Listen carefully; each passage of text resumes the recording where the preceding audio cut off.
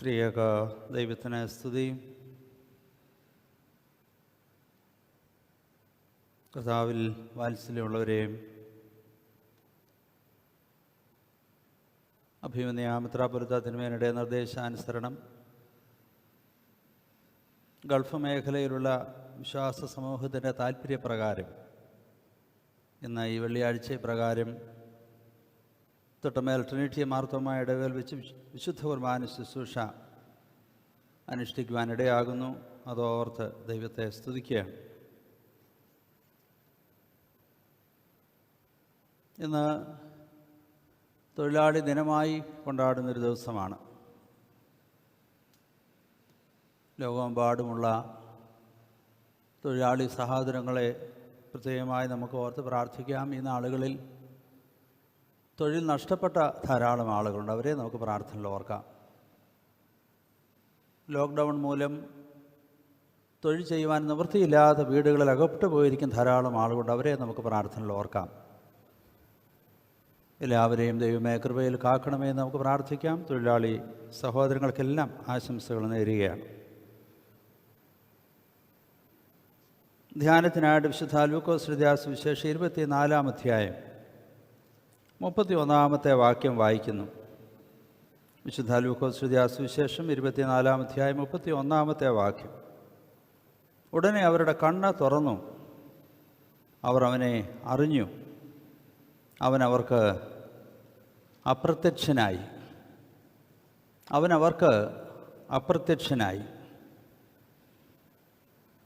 വളരെ അസാധാരണമായ ഒരു കാലത്തിലാണ് നാം ഇപ്പോൾ ആയിരിക്കുന്നത്.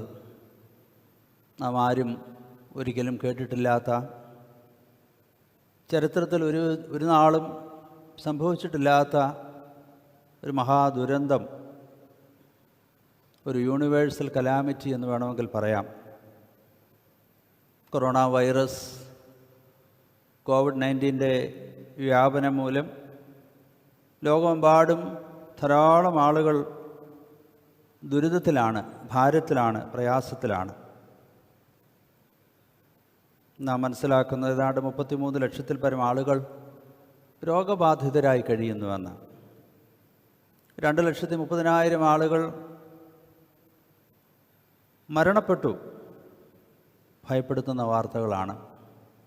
വളരെ വേദനാജനകമായ വാർത്തകളാണ്. ഈ നാളുകളിൽ പരസ്പരം പ്രാർത്ഥിക്കുക, ദൈവത്തിൽ ശരണപ്പെടുക, അതുമാത്രമാണ് ഏക മാർഗം. സാമൂഹ്യ അകലം, സോഷ്യൽ ഡിസ്റ്റൻസിങ്, അതിന് അനിവാര്യമായിരിക്കുന്നു എന്ന് നാം മനസ്സിലാക്കുന്നു.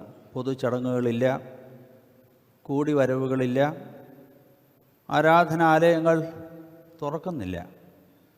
സ്വകാര്യ ആരാധന മാത്രം. ലഭ്യമായിരിക്കുന്ന മാധ്യമങ്ങളിലൂടെയൊക്കെ ഒരു സ്പിരിച്വൽ ഡിസ്റ്റൻസിങ്, ആത്മീയ അകൽച്ച ഉണ്ടാകാതിരിക്കുവാൻ മനഃപൂർവ്വമായി നാം ശ്രമിക്കുകയാണ്. ധാരാളം സന്ദേശങ്ങളും ആരാധനകളും പ്രക്ഷേപണം ചെയ്യപ്പെടുന്നുണ്ട്. ഈ നാളുകളിൽ ഇടവതലത്തിലും സഭാതലത്തിലുമൊക്കെ ധാരാളം ചെയിൻ പ്രെയറുകൾ ക്രമീകരിക്കപ്പെടുന്നുണ്ട്. അവയെല്ലാം അനുഗ്രഹകരമായി തീരട്ടെ എന്ന് പ്രാർത്ഥിക്കുന്നു. പരസ്പരം പ്രാർത്ഥിക്കുവാൻ നാം കടപ്പെട്ടിരിക്കുന്നു. പ്രത്യേകാൽ ഈ നാളുകളിൽ ആരോഗ്യ മേഖലയിലൊക്കെ പ്രവർത്തിക്കുന്ന അവർക്ക് വേണ്ടി നാം പ്രത്യേകമായി പ്രാർത്ഥിക്കണം. ഗൾഫ് മേഖലയിലും നോർത്ത് അമേരിക്കൻ, യൂറോപ്പ് മേഖലയിലും ഇതര രാജ്യങ്ങളിലുമൊക്കെ വിശ്വാസ സമൂഹം കൂടുതലായി ഈ മേഖലയിൽ പ്രവർത്തിക്കുന്നുണ്ട്. അവർക്കാവശ്യമായിട്ട് രക്ഷ, അവർക്കാവശ്യമായിട്ട് വിടുതൽ ദൈവമേ നൽകണമേ എന്ന് നമുക്ക് പ്രാർത്ഥിക്കാം. ഇന്ന് എവങ്കലിയനായി വായിച്ച ഭാഗം വിശുദ്ധ ലൂക്കോസ് എഴുതിയ സുവിശേഷം 24-ാം അധ്യായം. യെരുശലേമിൽ നിന്ന് എമ്മാവുസിലേക്ക് പോയ ശിഷ്യന്മാർക്ക് ഉയർത്തെഴുന്നേറ്റ കർത്താവിൻ്റെ പ്രത്യക്ഷപ്പെടലാണ്. പോസ്റ്റ് റിസറക്ഷൻ അപ്പിയറൻസസ് എന്ന് വേണമെങ്കിൽ പറയാം. ഉയർത്തെഴുന്നേൽപ്പിന് ശേഷം നമ്മുടെ കർത്താവ് പലയിടങ്ങളിൽ പലവട്ടം പലർക്ക് പ്രത്യക്ഷനായി. Post resurrection experiences and pre ascension experiences. ഉയർത്തെഴുന്നേൽപ്പിന് തൊട്ടു മുമ്പുള്ള ധാരാളം പ്രത്യക്ഷപ്പെടൽ, അതോടൊപ്പം തന്നെ സ്വർഗാരോഹണത്തിന് മുമ്പുള്ള ധാരാളം പ്രത്യക്ഷപ്പെടൽ. ഉയർത്തെഴുന്നേൽപ്പിന് മുമ്പുള്ള പ്രത്യക്ഷപ്പെടലെല്ലാം തന്നെ ഭയചകിതരായിരുന്ന ശിഷ്യന്മാരെ, നിരാശയിലായിരുന്ന ശിഷ്യന്മാരെ, അവരെ ധൈര്യപ്പെടുത്തുവാൻ വേണ്ടിയായിരുന്നു. എന്നാൽ പ്രീ അസെൻഷൻ അപ്പിയറൻസ് അല്ലെങ്കിൽ സ്വർഗാരോഹണം ചെയ്യുന്നതിന് മുമ്പുള്ള യേശു കർത്താവിൻ്റെ പ്രത്യക്ഷപ്പെടലൊക്കെ ഒരു നിയോഗം നൽകുക അതിനു വേണ്ടിയായിരുന്നു. കർത്താവിൻ്റെ ദൃശ്യമായ സാന്നിധ്യം എന്നും ശിഷ്യന്മാർക്കൊരു പ്രചോദനമായിരുന്നു. A physical reality that was an inspiration. പഞ്ചേന്ദ്രിയങ്ങൾ കൊണ്ട് കാണാമായിരുന്നൊരു യേശു, അവർക്ക് കാണാമായിരുന്നു, അവർക്ക് തൊടാമായിരുന്നു, അവർക്ക് കൂടെ യാത്ര ചെയ്യാമായിരുന്നൊരു യേശു. എന്നാൽ ഉയർത്തെഴുന്നേൽപ്പിന് ശേഷം it is an invisible presence, അദൃശ്യമായ ഒരു സാന്നിധ്യമാണ്. എന്നാൽ ഈ അദൃശ്യമായ സാന്നിധ്യം അനുഭവമാക്കുവാൻ, വിശ്വസിക്കുവാൻ പ്രയാസമാണ്. കണ്ണുകൊണ്ട് കാണാവുന്നു, നാം വിശ്വസിക്കുന്നു. കൈകൊണ്ട് തൊടാവുന്നു, നാം വിശ്വസിക്കുന്നു. എന്നാൽ അദൃശ്യമായ സാന്നിധ്യം വിശ്വസിക്കുക പ്രയാസമാണ്. എന്നാൽ തൻ്റെ അദൃശ്യമായ സാന്നിധ്യം പ്രത്യക്ഷപ്പെടലിലൂടെ യേശു കർത്താവ് വെളിവാക്കുന്നതായിട്ട് കാണുന്നു. നമ്മുടെ ജീവിതാനുഭവങ്ങളിലൊക്കെ immediate past and distant past എന്ന അനുഭവങ്ങളുണ്ട്. വർത്തമാനകാലത്തിന് തൊട്ട് മുമ്പ് നടന്ന പല സംഭവങ്ങൾക്കാണ് ഇമ്മീഡിയറ്റ് പാസ്റ്റ് എന്ന് പറയുന്നത്. വളരെ നാളുകൾക്ക് മുമ്പ് നടന്ന സംഭവങ്ങൾക്കാണ് ഡിസ്റ്റൻറ്റ് പാസ്റ്റ് എന്ന് പറയുന്നത്. അതുപോലെയാണ് വർത്തമാനകാലത്തിന് തൊട്ട് ശേഷം നടക്കുന്നത് ഇമ്മീഡിയറ്റ് ഫ്യൂച്ചർ. വളരെ നാളുകൾക്ക് ശേഷം നടക്കുന്ന ഡിസ്റ്റൻറ്റ് ഫ്യൂച്ചർ. നമ്മുടെ ജീവിതങ്ങളെയൊക്കെ സാരമായി ബാധിക്കുന്നത് the immediate past and the immediate future. ഇന്നലകളിൽ എന്ത് നടന്നു എന്നുള്ളതാണ് ഏറ്റവും പ്രധാനം. നാളെ എന്ത് നടക്കുവാൻ പോകുന്നു എന്നുള്ളതാണ് ഏറ്റവും പ്രധാനം. ഉയർത്തെഴുന്നേറ്റ കർത്താവ് ഉയർത്തെഴുന്നേൽക്കുന്നതിന് മുൻപ്, ക്രൂശാരോഹണത്തിന് മുൻപൊക്കെ യേശു കർത്താവ് ശിഷ്യന്മാർക്കൊരു ഫിസിക്കൽ റിയാലിറ്റി ആയിരുന്നു. ശാരീരികമായ സാന്നിധ്യം കൊണ്ട് തന്നെ അവർക്ക് അനുഭവമായിരുന്നു. എന്നാൽ യേശു കർത്താവിൻ്റെ ക്രൂശ് മരണത്തിന് ശേഷം, ഉയർത്തെഴുന്നേൽപ്പിന് ശേഷം അദൃശ്യമായ സാന്നിധ്യമാണ്. എന്നാൽ ഈ അദൃശ്യമായ സാന്നിധ്യത്തിലൂടെ യേശു കർത്താവ് താൻ ഉയർത്തെഴുന്നേറ്റിരിക്കുന്നുവെന്ന് ശിഷ്യന്മാർക്ക് ഉറപ്പ് വരുത്തുകയാണ്. ഇന്ന് വായിച്ചതാണ് എവങ്കേലിയോൻ ഭാഗത്ത് യേശു കർത്താവിൻ്റെ ഉയർത്തെഴുന്നേൽപ്പിന് ശേഷമുള്ളൊരു പ്രത്യക്ഷപ്പെടലാണ് നാം വായിക്കുന്നത്. പല ഇടങ്ങളിലായി പല വട്ടം യേശു കർത്താവ് പ്രത്യക്ഷപ്പെട്ടതായിട്ട് നമുക്ക് കാണുന്നുണ്ട്. ഇതിൻ്റെയൊക്കെ കാരണം തന്നെ അദൃശ്യമായിരിക്കുന്ന വിശ്വസിക്കുക എന്നുള്ളത് പ്രയാസമാണ്. അതുകൊണ്ട് തന്നെ യേശു കർത്താവ് ആവർത്തിച്ച് ശിഷ്യന്മാർക്ക് പ്രത്യക്ഷപ്പെടുന്നതായി കാണുന്നു. അതിരാവിലെ കല്ലറയ്ക്കലെത്തിയ മറിയയ്ക്കും കൂട്ടർക്കും യേശു കർത്താവ് പ്രത്യക്ഷപ്പെടുന്നു. മറിയ എന്ന് വിളിക്കുന്ന യേശു കർത്താവ്, റബൂനി എന്ന് ഉത്തരം പറയുന്നതായിട്ടുള്ള മറിയ, അവർക്ക് യേശു കർത്താവ് പ്രത്യക്ഷപ്പെടുന്നതായി നമുക്ക് കാണാനായിട്ട് കഴിയുന്നു. വാതിലടച്ചിരിക്കെ ശിഷ്യന്മാരുടെ നടുവിൽ വന്നതുകൊണ്ട് നിങ്ങൾക്ക് സമാധാനമെന്ന് പറയുമ്പോൾ ഭയചകിതരായി കഴിയുന്ന ശിഷ്യന്മാർക്ക് തൻ്റെ സാന്നിധ്യത്തിലൂടെ യേശു കർത്താവ് താൻ മരിച്ചിട്ടില്ല, താൻ ഉയർത്തെഴുന്നേറ്റിരിക്കുന്നു എന്ന യാഥാർത്ഥ്യം മനസ്സിലാക്കി കൊടുക്കുവാനായിട്ട് ശ്രമിക്കുന്നു. തോമാസും കൂടെ ഉണ്ടായിരുന്നപ്പോൾ തോമസ് അപ്പോസ്തലന് വേണ്ടി പ്രത്യക്ഷപ്പെടുന്ന ഒരു യേശു കർത്താവിനെ നമുക്ക് കാണുവാനായിട്ട് കഴിയും. അവിടെയും സംശയാലുവായിട്ടുള്ള തോമസിനെ തൻ്റെ പ്രത്യക്ഷപ്പെടലിലൂടെ താൻ ഉറപ്പിക്കുന്നതായി നമുക്ക് കാണുവാനായിട്ട് കഴിയുന്നുണ്ട്. ഭാവിയെക്കുറിച്ചുള്ള ആശങ്കയോടുകൂടെ മീൻ പിടിക്കാൻ പോയതായിട്ടുള്ള ശിഷ്യന്മാർക്ക് കടൽക്കരയിൽ പ്രത്യക്ഷപ്പെടുന്നതായിട്ടുള്ള യേശു കർത്താവ്, ഇതെല്ലാം തന്നെ, ഈ പ്രത്യക്ഷപ്പെടലെല്ലാം തന്നെ തൻ്റെ അദൃശ്യമായ സാന്നിധ്യമാണെങ്കിൽ പോലും അയാമേ റിയാലിറ്റി, ഞാൻ ഉയർത്തെഴുന്നേറ്റിരിക്കുന്നു എന്ന് വെളിവാക്കുവാൻ വേണ്ടി യേശു കർത്താവ് മനഃപൂർവ്വമായി നടത്തുന്ന ശ്രമങ്ങളാണ്. പോസ്റ്റ് റിസറക്ഷൻ അപ്പിയറൻസസ് എന്ന് വേണമെങ്കിൽ നമുക്ക് പറയാം. തൻ്റെ ശിഷ്യന്മാരെ വിശ്വാസത്തിൽ ഉറപ്പിക്കുവാൻ വേണ്ടി. ഇന്ന് എവങ്കേലിയനായി വായിച്ച ഭാഗത്ത് വാടിയ മുഖത്തോടുകൂടി യാത്ര ചെയ്യുന്നതായ ശിഷ്യന്മാരെ നമുക്ക് കാണുവാനായിട്ട് കഴിയും. യെരുശലേമിൽ നിന്നും എമ്മാവുസിലേക്ക് പോകുന്ന യാത്രക്കാർ, അവർക്ക് സഹയാത്രികനായി കൂടെ ഉണ്ടായിരുന്ന യേശു കർത്താവ്, എന്നാൽ അവരുടെ കണ്ണുകൾ കൊണ്ട് യേശു കർത്താവിനെ ദൃശ്യമാക്കാൻ കഴിയാം വിധം മറച്ചിരുന്നു. യേശു കർത്താവ് ഉയർത്തുന്നേറ്റ കർത്താവ് തങ്ങളോട് നടക്കുന്നു എന്നുള്ള യാഥാർത്ഥ്യം മനസ്സിലാക്കാൻ കഴിയാതെ പോയ ശിഷ്യന്മാർ എന്നാൽ ക്രമേണ താൻ അവർക്ക് തന്നെ വെളിവാക്കി കൊടുക്കുന്നതായിട്ട് കാണുന്നു. തിരുവചനത്തിൻ്റെ വെളിച്ചത്തിൽ യേശു കർത്താവ് തന്നെക്കുറിച്ച് സംഭവിക്കാനിരിക്കുന്ന കാര്യങ്ങളെല്ലാം തന്നെ ശിഷ്യന്മാർക്ക് വെളിവാക്കി കൊടുക്കുന്നതായി കാണുന്നു. തിരുവചന സത്യങ്ങൾ എമ്മൗസിലേക്ക് പോകുന്ന ശിഷ്യന്മാർക്ക് വെളിവാക്കി കൊടുക്കുന്നു. യേശു കർത്താവ് വിട്ടുപോകാൻ ആഗ്രഹിക്കുമ്പോൾ തങ്ങളോട് പാർക്കണമെന്ന് ആവശ്യപ്പെടുന്ന ആ ശിഷ്യന്മാർക്ക് യേശു അവരുടെ കണ്ണുകൾ തുറക്കുന്നു, അവർക്ക് അപ്പം നുറുക്കി കൊടുക്കുന്നു. യേശു കർത്താവ് അപ്രത്യക്ഷനാകുന്നു. യേശു കർത്താവിൻ്റെ ഉയർത്തെഴുന്നേൽപ്പിന് ശേഷമുള്ള ഈ പ്രത്യക്ഷപ്പെടലെല്ലാം തന്നെ താൻ മരിച്ചിട്ടില്ല, താൻ ഉയർത്തെഴുന്നേറ്റിരിക്കുന്നു, ഇതൊരു യാഥാർത്ഥ്യമാണെന്ന് വെളിവാക്കുവാൻ വേണ്ടിയായിരുന്നു. ഭയചകിതരായിരുന്ന ശിഷ്യന്മാരെ ധൈര്യമുള്ളവരാക്കി തീർക്കുവാൻ വേണ്ടി, അവർക്ക് ഉത്സാഹം കൊടുക്കുവാൻ വേണ്ടി, അവർ മടുത്തു പോകാതിരിക്കുവാൻ വേണ്ടി യേശു കർത്താവ് ആവർത്തിച്ച് പ്രത്യക്ഷപ്പെടുന്നതായി നമുക്ക് കാണുവാനായിട്ട് കഴിയും. പ്രിയമുള്ളവരെ, അതിജീവനം ഇതൊരു ജീവിത യാഥാർത്ഥ്യമാണ്. കണ്ടുകൊണ്ട് നാം കാണുന്നു, മനസ്സിലാക്കുന്നു. അദൃശ്യമായത് മനസ്സിലാക്കുവാൻ പ്രയാസമാണ്. വ്യക്തിപരമായ ജീവിതത്തിൽ അനുഭവമാക്കാതിരിക്കുന്നത് മനസ്സിലാക്കുവാൻ പ്രയാസമാണ്. എന്നാൽ യേശു കർത്താവ് ഉയർത്തെഴുന്നേൽപ്പിന് ശേഷമുള്ള പ്രത്യക്ഷപ്പെടലിലൂടെയൊക്കെ താൻ ഉയർത്തെഴുന്നേറ്റിരിക്കുന്നു എന്ന യാഥാർത്ഥ്യം ശിഷ്യന്മാർക്ക് മനസ്സിലാക്കി കൊടുക്കുകയാണ്, അവരെ ധൈര്യപ്പെടുത്തുകയാണ്. നമുക്ക് ഇന്ന് യേശു കർത്താവിൻ്റെ സാന്നിധ്യം അദൃശ്യമെങ്കിലും ഒരു യാഥാർത്ഥ്യമാണ്.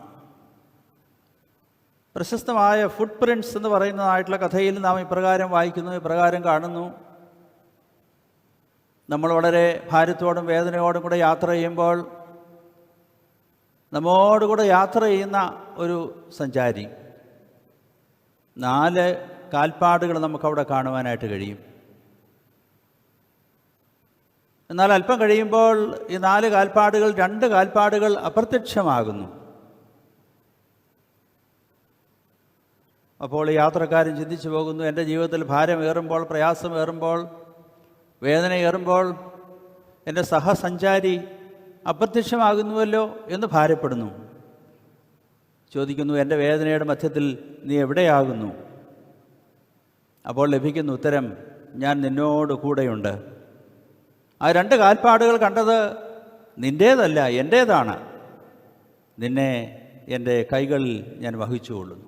ഫുട് പ്രിൻറ്റ്സ് എന്ന് പറയുന്ന ആ കഥ, കർത്താവിൻ്റെ അദൃശ്യമായ സാന്നിധ്യം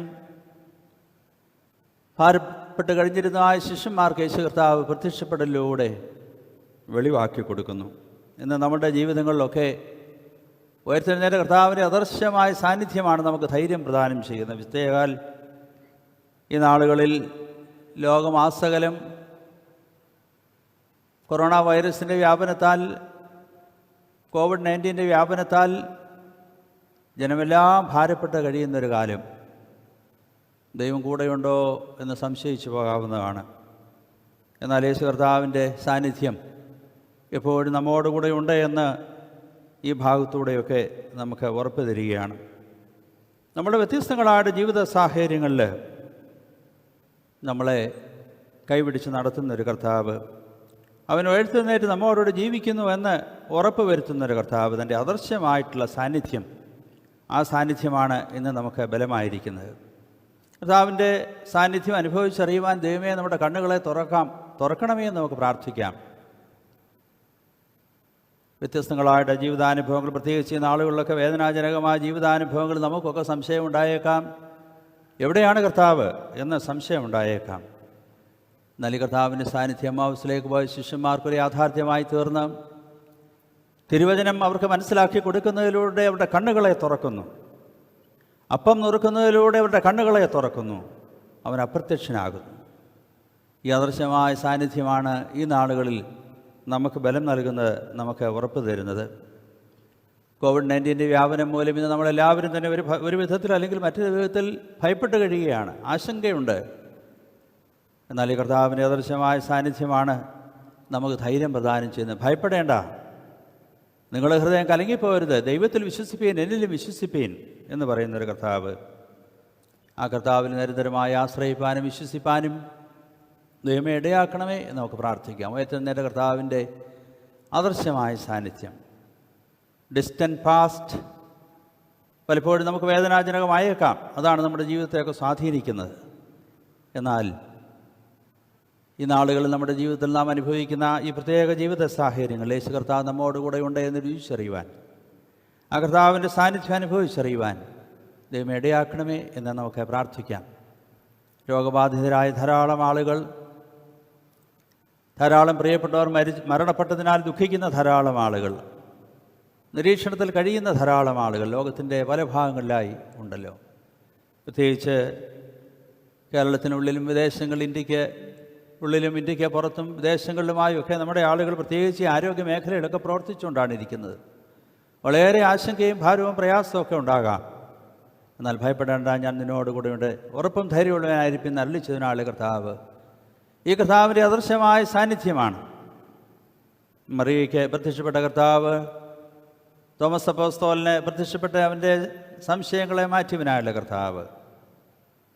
എമ്മൗസിലേക്ക് പോയ ശിഷ്യന്മാർക്ക് തിരികെ എമ്മൗസിൽ നിന്ന് യെരുശലേമിലേക്ക് വരുവാൻ തക്കോണം ധൈര്യം പ്രദാനം ചെയ്തവനായുള്ള കർത്താവ്. നമ്മുടെ ജീവിതങ്ങളിലും തൻ്റെ അദൃശ്യമായ സാന്നിധ്യം കൊണ്ട് ധൈര്യം പ്രദാനം ചെയ്യട്ടെ. ഞാൻ നിന്നോടുകൂടെ ഉണ്ട്, ഉറപ്പും ധൈര്യമുള്ളവനായിരിക്കുക. ആ കർത്താവിൽ ശരണപ്പെട്ടുകൊണ്ട് ഉയർത്തുന്നേറ്റ കർത്താവിൻ്റെ അദൃശ്യമായ സാന്നിധ്യം അനുഭവിച്ച് അറിഞ്ഞ് ഈ നാളുകളൊക്കെ മുൻപോട്ട് പോകുവാൻ ദൈവം കൃപ ചെയ്യട്ടെ എന്ന് പ്രാർത്ഥിക്കുന്നു. വിശ്വാസ സമൂഹം പലയിടങ്ങളിലായി ഭാരങ്ങളിലും പ്രയാസങ്ങളിലും വേദനകളും ഒക്കെ കഴിയുന്നുവല്ലോ. എന്നാൽ അവയുടെയൊക്കെ മധ്യത്തിൽ ഭയപ്പെടേണ്ട എന്നുള്ള കർത്താവിൻ്റെ ശബ്ദം കേട്ട് കർത്താവിൻ്റെ അദൃശ്യമായ സാന്നിധ്യത്തിൻ്റെ മറവിൽ സ്വസ്ഥത കണ്ടെത്തുവാൻ, ആശ്വാസം കണ്ടെത്തുവാൻ ദൈവം ഇടയാക്കണമേ എന്ന് നമുക്ക് പ്രാർത്ഥിക്കാം. അതിനായി ദൈവകരങ്ങളിൽ നമുക്ക് സമർപ്പിക്കാം. വിശുദ്ധ കുർബാന എപ്പോഴും ഒരു സമർപ്പണത്തിൻ്റെ അവസരമാണല്ലോ. ഈ രാവിലെ അതിൻ്റെ ഒരു അവസരം കർത്താവ് നമുക്ക് തരുന്നു. കർത്താവ് നമ്മോട് പറയുന്നു, come the table is set for you. നിങ്ങൾക്ക് വേണ്ടി ഇതാ ഭക്ഷണം ഒരുക്കി വെച്ചിരിക്കുന്നു. ശാരീരികമായി ക്ഷീണിച്ചവരൊക്കെ ഉണ്ടാവാം, ഈ നാളുകളിലൊക്കെ മാനസികമായി ഭാരപ്പെടുന്നവരൊക്കെ ഉണ്ടാവാം. യേശു കർത്താവ് പറയുന്നു, എൻ്റെ കൂടെ പന്തിയിലിരിക്കാം, ഞാൻ നിങ്ങൾക്ക് സമാധാനം തരും, ഞാൻ നിങ്ങളെ ആശ്വസിപ്പിക്കും, ഞാൻ നിന്നെ സൗഖ്യമാക്കും. കർത്താവ് നമുക്ക് വേണ്ടി ഒരുക്കിയിരിക്കുന്നതായ കർത്തമേശയിൽ നമുക്ക് സംബന്ധിക്കാം. വിശുദ്ധ കുർബാന കൈക്കൊള്ളുവാൻ ഒരുങ്ങി വന്നിരിക്കുന്നവർ അതാത് ഇടങ്ങളിൽ എഴുന്നേറ്റ് നിന്നുകൊണ്ട് കുമ്പസാരത്തിൻ്റെ പ്രാർത്ഥന പട്ടക്കാരൻ്റെ പിന്നാലെ അനുതാപഹൃദയത്തോടെ ഏറ്റുപറയാം.